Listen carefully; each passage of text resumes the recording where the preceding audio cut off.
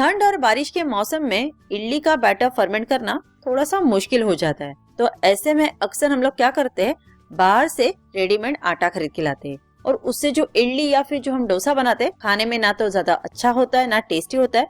तो आज मैं आपको 3 अलग अलग तरीके बताऊंगी जिससे आप बहुत ही आसानी से हमेशा एकदम परफेक्ट इडली बैटर बना सकेंगे।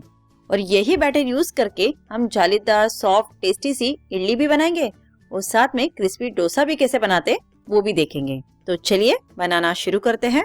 हेलो दोस्तों, मैं रश्मि और आपका स्वागत है रे किचन में। और अगर आपने मेरे चैनल को अब तक सब्सक्राइब नहीं किया है तो सब्सक्राइब करें और बेल आइकन को प्रेस करना ना भूलें। इडली का बैटर या फिर सॉफ्ट जालीदार इडली बनाने के लिए कि जो हम चावल इस्तेमाल करेंगे वो परफेक्ट होना जरूरी है, क्योंकि ये मेन इंग्रेडिएंट होता है। ये जो राइस है ये डेली यूज करने वाला भी आप ले सकते हैं। बस यहाँ पे एक बात का आपको ध्यान देना है, जो भी चावल आप इस्तेमाल करते हैं वो पुराना चावल होना चाहिए। अब दूसरी इम्पोर्टेंट चीज जो है वो है मेजरमेंट। कोई भी बाउल कप यहाँ पे आप ले सकते हैं। मैंने यहाँ पे ना ये चाय वाला छोटा वाला कप लिया है। अब जो भी हम चीजें लेंगे ना एक ही कप से माप कर लेंगे, जिससे कि मेजरमेंट में कोई भी गड़बड़ी नहीं होगी। मेजरमेंट सही रहेगा तो आपका बैटर भी परफेक्ट बनेगा और उससे बनने वाली चीजें भी एकदम सही बनेंगी। इसमें हम इसी कप से 4 कप चावल लेने वाले हैं। तो देखिए इस कप के हिसाब से इसमें जो चावल आते हैं ना वो आधा कप के इतना आता है। तो मैं यहाँ पे 4 कप ले रही हूँ, यानी कि टोटल यहाँ पे 2 कप हो जाएगा बड़े बड़े। पर ध्यान रहे जो भी कप इस्तेमाल करोगे वही कप आपको आखिर तक इस्तेमाल करना है। अब यहाँ पे मैंने सेम कप से मैं ले रही हूँ 1 कप उड़द की दाल।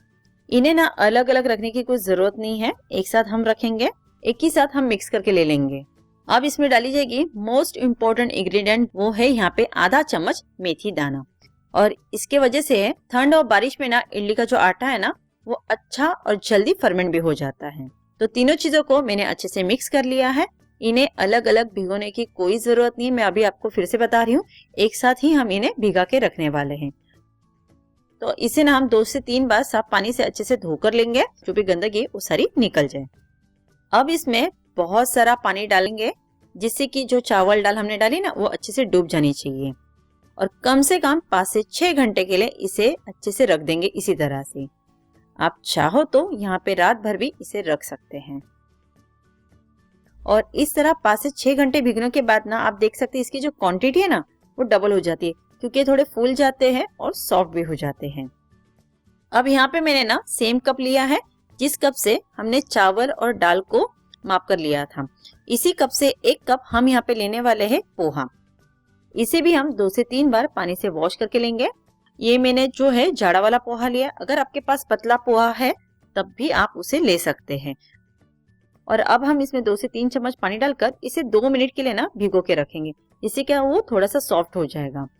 जब तक पोहा भीग रहा है ना हम क्या करेंगे, जो दाल चावल हमने भिगो के रखे हैं इसे पीस कर रेडी कर लेते हैं। दाल चावल पीसते समय हमें ना जिस पानी में हमने इसे भिगो के रखा ना ये पानी हमें बिल्कुल भी छानना नहीं है, क्योंकि इन्हें पीसते समय हमें पानी का इस्तेमाल करना पड़ेगा। तो थोड़ा थोड़ा हम इसी पानी को इस्तेमाल करने वाले हैं और फिर हम मिक्सी में इसे अच्छे से पीस लेंगे। जितना बारीक पीसोगे उतनी आपकी इडली जालीदार बनेगी, एकदम सॉफ्ट सी बनेगी और खाने में अच्छी भी लगेगी, बिल्कुल दाना दाना नहीं लगेगा। तो इसे ना हम एक बड़े से बर्तन में अभी निकाल लेते हैं। अब यहाँ पे एक इम्पोर्टेंट टिप्स ये है कि जिस भी बर्तन में आप आटा फर्मेंट करने रखो वो बर्तन बड़ा ही लो, क्योंकि आटा जब फर्मेंट होता है तब उसकी क्वांटिटी बढ़ जाती है, वो थोड़ा फूल जाता है, इसलिए मैंने यहाँ पे बड़ा बर्तन लिया है। अब फिर से सेम तरीके से हमें दाल चावल लेना है और यहाँ पे 2 मिनट के लिए हमने जो पोहा भिगो के रखा था ना वो भी इसके साथ डाल देंगे और फिर से इसे हम पीस लेंगे।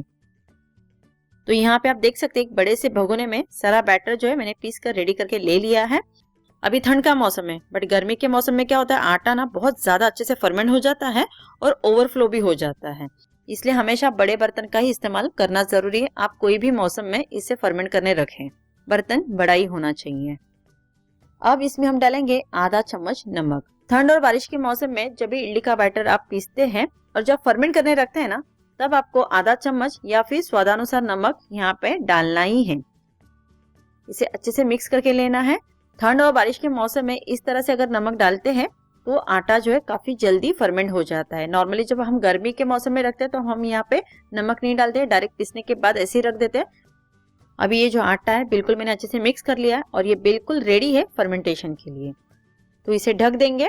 तो सारे तरीके मैं एक एक करके आपको दिखाऊंगी, आपको यूजफुल लगेगा, आप आसानी से कर सकते हैं वो तरीका आप कर सकते हैं। सारे तरीके बहुत ही आसान है। तो सबसे पहला तरीका क्या है, घर में रखा कोई भी आप ब्लैंकेट ले सकते हैं या फिर इस तरह का मोटा वाला टॉवेल ले सकते हैं, या जो गर्मी वाली जो चादर होती है जिसमें काफी गर्माहट होती है ना, वो आप ले सकते हैं। इस तरह बर्तन को हम रखेंगे, ढककर ही रखना है। इसे पूरी तरह से इसे अच्छे से लपेट लेंगे। मैंने यहाँ पे टॉवेल का इस्तेमाल किया है। ऐसा करने से क्या होगा, इसको गर्मी मिलेगी। तो इस तरह रखने से इसकी गर्माहट की वजह से ये 5 से 6 घंटे में आराम से फर्मेंट हो जाता है। इसे अच्छे से कवर करना जरूरी है, जिससे कि टॉवेल या फिर जो भी चादर आपने डाली है वो अपनी जगह से हिले नहीं। आप इसे इस तरह से कवर करने के बाद किचन काउंटर पे इसे रख सकते हैं। चलिए अब मैं आपको दूसरा तरीका बताती हूँ, बहुत ही आसान तरीका है। तो यहाँ पे ना मैंने बड़ा सा कुकर लिया है। बहुत ही कम लोग होंगे जिनके घर पे कुकर नहीं होगा, तो वो टॉवेल वाला तरीका इस्तेमाल कर सकते हैं जो ब्लैंकेट वाला मैंने बताया है। मतलब जो हमने बर्तन लिया ना वो अच्छे से कुकर में बैठ जाए वैसा ही कुकर ले। तो यहाँ पे आप कुकर में रखने के लिए ना इस तरह का भगोने का इस्तेमाल, या कुकर का डब्बा या फिर इडली का जो डब्बा आता है वो भी आप यहाँ पे ले सकते हैं। बेसिकली वो अच्छे से इसके अंदर रहना चाहिए। और इसे क्या करेंगे, ढक देंगे। आपको लगे कि ये अच्छे से कवर नहीं हो रहा, थोड़ा सी इसमें जगह रह रही है, तो आप क्या करें, इसके तले में ना 2 गिलास गर्म पानी डाल सकते हैं और फिर कवर करके रख सकते हैं, जिससे कि उसकी गर्मी से ना आटा जो है जल्दी फर्मेंट होने में हेल्प हो जाएगा और जल्दी वो फर्मेंट होकर रेडी भी हो जाएगा। अब मैं आपको आखिरी यानी कि तीसरा तरीका बताती हूँ। अगर ओवन है तो क्या करना है, उसे 2 मिनट के लिए ना हम लोग माइक्रोवेव करके लेंगे और फिर इस तरह से बर्तन को रख देंगे। इसे ढककर ही रखना है। एकदम झकास ऐसा आटा जो है आपका फर्मेंट होकर रेडी हो जाता है। अगर आपके पास ओवन या माइक्रोवेव है तो आप ये तरीका जरूर अपनाएं, क्योंकि इसमें 100% रिजल्ट मिलता ही है। एकदम अच्छे से ये फर्मेंट हो जाता है, क्योंकि ओवन के अंदर या माइक्रोवेव के अंदर ना एक गर्मी रहती है, जिसके वजह से उस गर्मी की वजह से आटा जो है अच्छे से फर्मेंट होने में हेल्प हो जाती है। तो यहाँ पे ना मैंने आपको 3 अलग अलग आसान से तरीके बताए। जो तरीका जैसे आपको अच्छा लगे आप कर सकते हैं। अब देखते हैं इसका रिजल्ट कि सच में इससे बनता है कि नहीं। 7 से 8 घंटे लगते हैं और हमारा जो आटा एकदम परफेक्टली फर्मेंट हो जाता है। तो आप देख सकते हैं कि ये अच्छे से फर्मेंट हो गया है। बस आप कोई भी तरीका अपनाएं, एक बात का आपको ध्यान रखना है कि जहां भी आप रखो ना वो जगह थोड़ी गर्म होनी चाहिए। आप इस बैटर का टेक्सचर देख सकते हैं, एकदम हल्का है और जालीदार है। ऑलरेडी ना हमने इसमें नमक डाला था, तो आपको अलग से नमक डालने की कोई जरूरत नहीं है। नमक के वजह से ही ये आटा जो है अच्छे से फर्मेंट हो गया है। इसमें से कोई भी एक तरीका अपना के आप ठंड या बारिश के मौसम में इस आटे को अच्छे से फर्मेंट कर सकते हैं। अब इसकी आपको इडली बनानी है तो इसमें ना आपको अलग से पानी डालने की कोई जरूरत नहीं। इसकी आप कंसिस्टेंसी देख सकते हैं, इसी तरह की कंसिस्टेंसी हमें इडली के लिए चाहिए। अब यही बैटर यूज करके मैं आपको इडली बना के भी दिखाती हूँ। इसके लिए मैंने यहाँ पे इडली का मोल्ड लिया है। अब इस तरह का इडली मोल्ड नहीं है तो कोई बात नहीं, आप इस तरह का बाउल या कटोरी ले सकते हैं स्टील की। इसे हम थोड़ा सा तेल लगाकर ग्रीस कर लेंगे और थोड़ा थोड़ा बैटर हम इसमें डालेंगे। ज्यादा ओवर बैटर इसमें ना डालें, कि जब ये पकेगा तो इडली थोड़ी फूलेगी भी, तो उसे फूलने के लिए थोड़ा सा स्पेस होना चाहिए, थोड़ी जगह होनी चाहिए। तो यहाँ पे मैंने इडली कुकर लिया, और अगर आपके पास ये भी ना हो तो कोई बात नहीं, आप इसे कढ़ाई में, भगोने में, कुकर में भी आराम से इडली को स्टीम करके ले सकते हैं। एक मीडियम फ्लेम पे 10 से 12 मिनट के लिए भाप में अच्छे से इडली को पकने देंगे। यहाँ दूसरी साइड पे मैं आपको इसी बैटर से डोसा भी बना के बताती हूँ। हमें क्या करना है, जब डोसा बनाना है ना तो थोड़ा इसमें पानी मिलाना पड़ेगा और आटे की जो कंसिस्टेंसी है ना उसे थोड़ी पतली करके लेनी होगी, क्योंकि इडली के लिए हमने जो बैटर है थोड़ा गाढ़ा ही रखा है, बट डोसे के लिए हमें थोड़ा सा पतला चाहिए। डोसा पैन यहाँ पे मैंने गर्म करके लिया है, थोड़ा सा इस पे पानी स्प्रिंकल करेंगे, इस तरह से पोंछ लेंगे, जिससे क्या होता है कि इसका तवे का जो टेम्परेचर है थोड़ा सा लो हो जाता है। और फिर हम बैटर को डालकर इस तरह से आराम से फैला देंगे। एकदम पतला फैलाना है, जितना पतला होगा उतना आपका डोसा कुरकुरा क्रिस्पी बनेगा। और अब इसे क्रिस्पी होने तक अच्छे से पका के लेंगे। ऊपर से थोड़ा सा बटर, घी, तेल भी डाल सकते हो। इस तरह से चंद मिनटों में हमारा क्रिस्पी सा कुरकुरा सा डोसा बनकर रेडी है। बिल्कुल जैसे मार्केट में मिलता है वैसा ही बाजार वाला डोसा आप यहाँ पे देख सकते हैं, उससे कहीं ज्यादा टेस्टी है और खाने में जबरदस्त लगता है, बहुत ही क्रिस्पी बनता है। आपने देखा कितना अच्छा डोसा बनके रेडी है। तो चलिए अब इडली को भी चेक कर लेते हैं। तो ये 12 मिनट हो गए। 12 मिनट से ज्यादा आप इडली को ना पकाए, वरना वो बहुत ज्यादा है ना कड़क सी हो जाती है। तो 12 मिनट काफी है, सफिशिएंट है। उसके बाद आप इडली को इस तरह से निकाले, थोड़ा ठंडा कर लेते हैं और देखिए इसे मैंने बड़े आराम से आसानी से डीमोल्ड कर लिया है। बिल्कुल भी ये चिपका हुआ नहीं था, टूटा हुआ नहीं, परफेक्ट इडली निकल के बाहर आ गई है। कितनी जबरदस्त बनी है देखिए, अच्छे से फुली हुई है, जालीदार है और काफी सॉफ्ट सी भी बनी है। आप इसका टेक्सचर देख सकते हैं, देखिए। इसे आप सांभर चटनी के साथ आराम से सर्व कर सकते हैं, खाने में जबरदस्त लगती है।